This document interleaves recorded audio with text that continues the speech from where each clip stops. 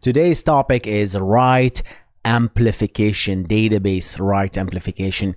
You know, guys, this is one of the reasons that Uber have moved from Postgres to MySQL. And we obviously talked about that move that is not entirely approved by the community because Uber did miss a lot of things in that article, but it was a valid reason nevertheless.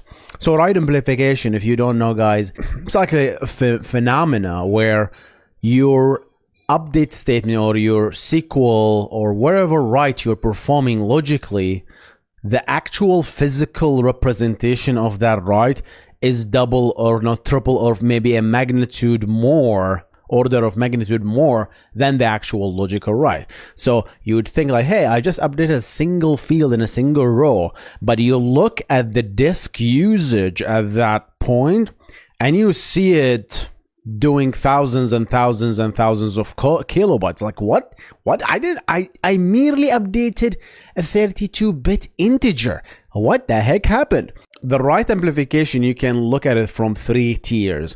The first thing, which I saw from building apps, right? And I call it the application write amplification. The second type is the database write amplification. And the third type is the disk write amplification, which is the SSD write amplification. I'm going to talk about the three of them. SSDs are infamous for write amplification, so I'm going to talk about that. And then database, which is something that is hidden from you. It depends really database platform.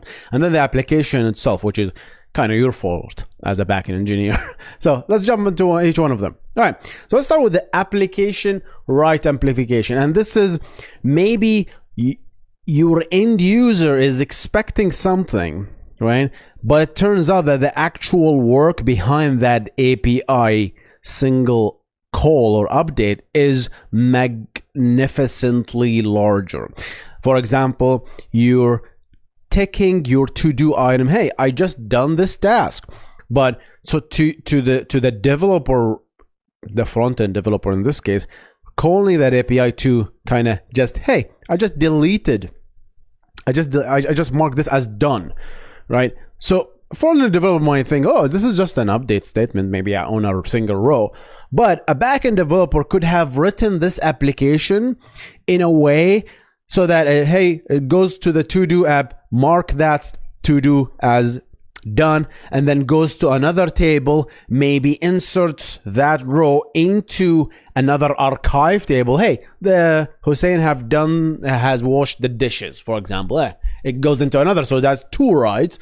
And then maybe you have another table maintaining the count of the task that you've done. So your increment or your update another table with the actual work. So one single API translates to many writes, and obviously this goes downstream and affects that thing. So this is the simplest part of thing. You think it's a single write, but at the actual API implementation, it does a lot of things. And relational databases are designed this way, especially if you have normalized table where you have many tables that you have to kind of maintain and keep it consistent, right? That doesn't mean obviously NoSQL is infamous of that. Obviously, it has its own limitation as well.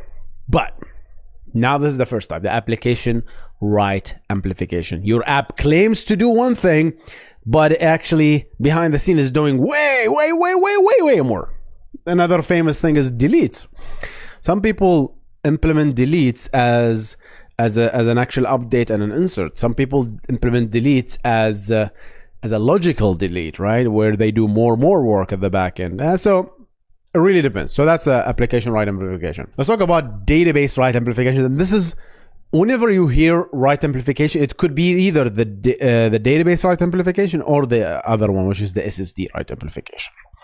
So the database write amplification is a property that is hidden from you as a database platform. I'm going to give the example of Postgres because it's the most infamous, and it is the exact same thing as MySQL, but with a MyISAM storage engine, right? They both work almost identically. In this case, almost, not quite. So let's say you have a table with 6 columns, right? 5 columns have an indexes, each has an index on them, and the last column, which is the 6th column, doesn't have an index. So if you execute an update statement, you pulled a single row on this table, and then you updated one of the columns, let's say column 1, which happened to have an index on them in Postgres, this is what will happen. Postgres will create a brand new row. That's how it works. Always, any update, any modification on the tuple always create a new tuple ID. There is a tuple ID that uniquely identifies the rows. Yeah, it will create a new one with the new values that you have. A copy, exact copy. We have to update its corresponding index because we changed the value. So now we update the index. That's something we have to do anyway, right? So that's another write. So we inserted a new row, and now we want to go to the index and change that tuple ID from pointing to the old row, it points to the new row, and we also change the value. We introduce the new value that you inserted in that tuple in that, right? So now it's almost 2 changes, right? You might say, Hussein, what about the rest of the indexes? These 5 indexes still point to the old row. Postgres used to update those indexes to point to the new tuple. And that's what Uber didn't like back in 9.1 or 9.2? I don't remember. And so the write volume that is happening as a result was enormous, right? Especially when you start, you did a single update, now you're touching all these indexes, and if you have a lot of indexes, all of a sudden these indexes have to be touched despite them not being changed. If you think about it, they were not changed. But Postgres actually solved this problem. I don't remember when, maybe it was 9.4 or 9.3, by introducing something called the heap only tuple, the hot tuple. That essentially, it's a trick. So that, okay, since we didn't really change the value, if we didn't really change a value, we don't really go to the index to update it, because that's just wasteful, right? So they definitely fixed that. The heap only tuple will create the row, the new row, the tuple ID, and then points the old row to the new one. They say, hey, by the way, if anyone happened to land on the old row, tell them that there is a new version of this. There is a new heap only tuple that points. The only limitation here is it has to be in the same page, right? If the page is full, then you cannot really do that, right? That's why it's called heap only. That's why will fill factor come in. You have to choose the correct fill factors. It's a really complex things to understand. You have to be really careful when you're building this stuff. Anyway, so it used to do that, but no anymore. But I wanted to give this example. So write amplification is a thing, especially with Postgres, but it could be with any other database. Let's say you did one single update. You updated one row with many values. You changed almost all columns, right? There's no way in MySQL, on Postgres, on Oracle, we wrote one single value, one single row, but as a result, we have to touch all the indexes. That's another write amplification, okay? Because if you look at the update statement, logically, it looks to me like updated a single row, but to the database, you actually did more and more work. You did a lot of physical work, right? And when I say physical here, I mean database physical, right? Because it gets really confusing when I say logical and physical. Where are you really? When I say logical database write is the SQL, and physical database writes are essentially the wall changes, the write ahead logs, right? All these actual changes that you have, the pages, right? But when it comes to the SSD, which is the next topic, that's a different beast, right? Physical and logical becomes different things. All right, now this is the database write amplification, very powerful. You have to really understand it, right? So that's the second type of amplification. Now that goes to the final one, which is a very infamous one with the write amplification. And even if you go to the wiki page, when you write write amplification, that's the only one that shows up anyway, which is the SSD write amplification. So to talk about that, we really need to understand how SSD really works, right? So SSD guys have this idea of, someone invented something called the charge trap. Is a technique where you can store multiple level of electrons, right? You can from 0 electrons up to certain levels, and the quantity of the electrons determines certain values, and this is the trick we use to correspond to this. And these charge traps are put into cells, like so a cell can have a lot of charge traps, and as a result one single cell can have up to the recent newer stuff up to 16 different charge levels. So if you do the math, right, with the computer science, 16 is how many bits? It's 4 bits, right? So that means each cell can store 4 bits, and once you charge them, you store them, you can turn off electricity. Works. It's persistent. It stays for ages. It does not go, it does not get released, right? And you can essentially read those values back, and then based on the quantity of number of electrons, you say, okay, this is 0000. Oh, this is 0001. Oh, this is 0010. This is 1111. Based on this trick, they build the entire SSD. So now they took a one cell, they organize it into a row, and then the rows becomes the pages, right? So there is a page has many cells and many rows, right? So think of a page now. This have a lot of these charge traps. So a page can have a lot of bits stored in it, and you can do that. And then pages are organized into blocks, right? And here's the trick here, right? So now you have control of a block that has many pages, and this is what we're interested in here at this level, right?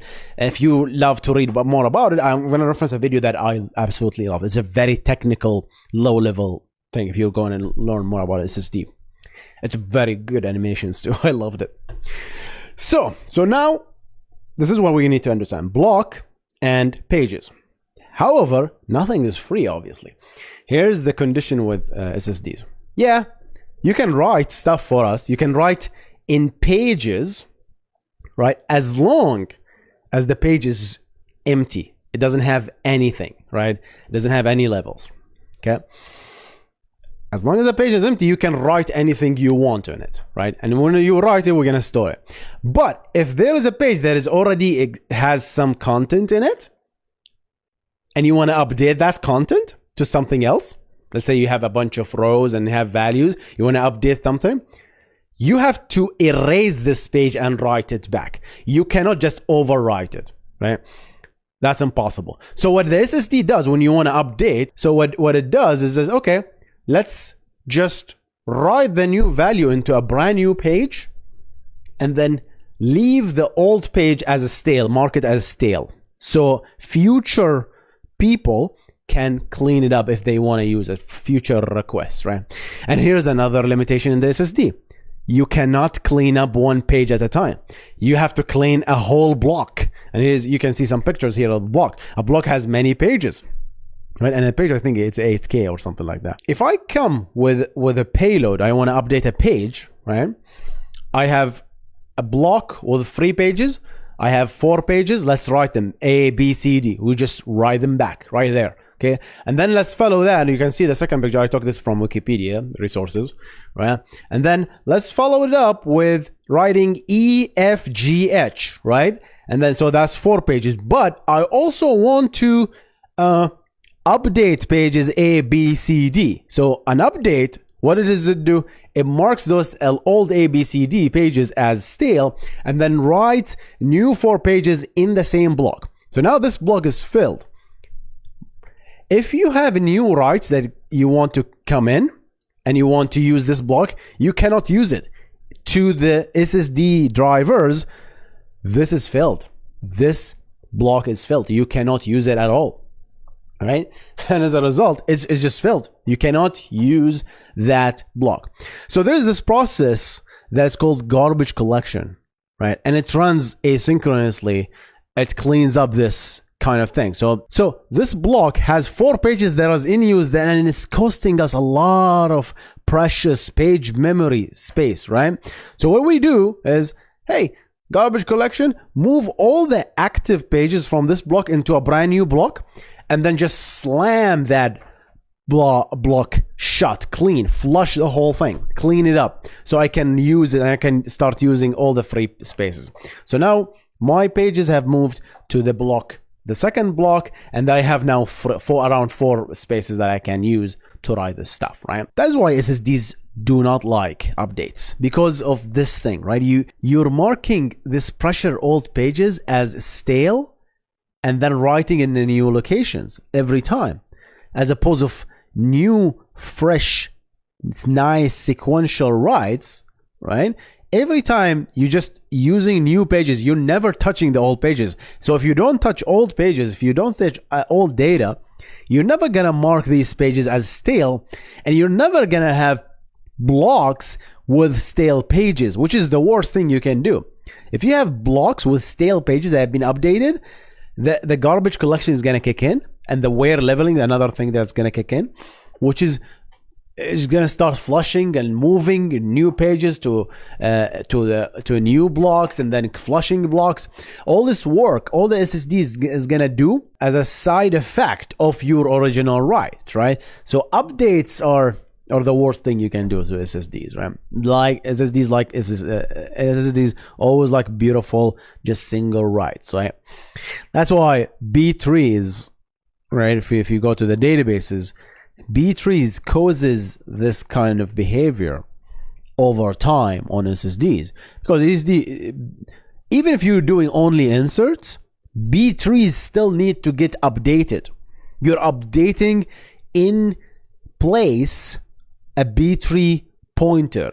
You're updating in place B3's locations. You're rebalancing the trees. And when you do that, B or BP plus 3, when you do an update, what do you do with SSD? You go to that page where it exists, slam it as stale, and then take that value, take the new value and write it to a new block.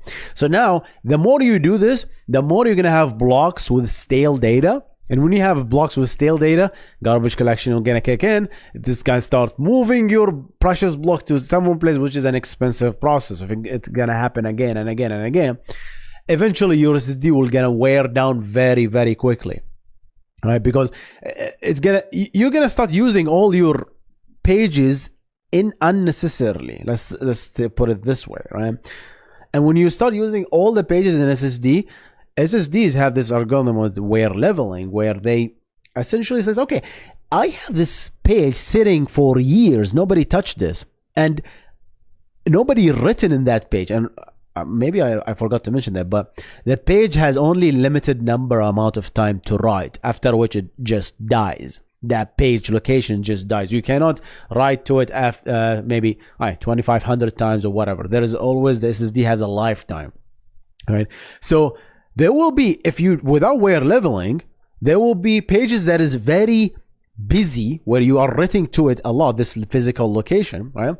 And there will be pages that are never touched, so they will be unbalanced. So wear leveling is an SSD concept where it just really balances this thing. It says, okay, hey, this is a cold page from 1998, nobody touched it. Let me move it to a new location, and let me use that precious location to write new pages, because you're doing all these updates, right? Eventually, all right. So as the more you're doing that, the more wear leveling gonna kick in, and it's gonna start using all these pages, all your SSDs in a balanced manner, right? So updates always kills your SSD faster, essentially. When I say that, I'm talking years and years, obviously. I'm not talking about months here, right? So yeah, that's why people came in with log structure merge tree as an append only, so that we are having nice inserts tucked in together, so my blocks don't have these stale pages. It always have a consecutive pages that are never updated, and as a result, SSDs love this stuff.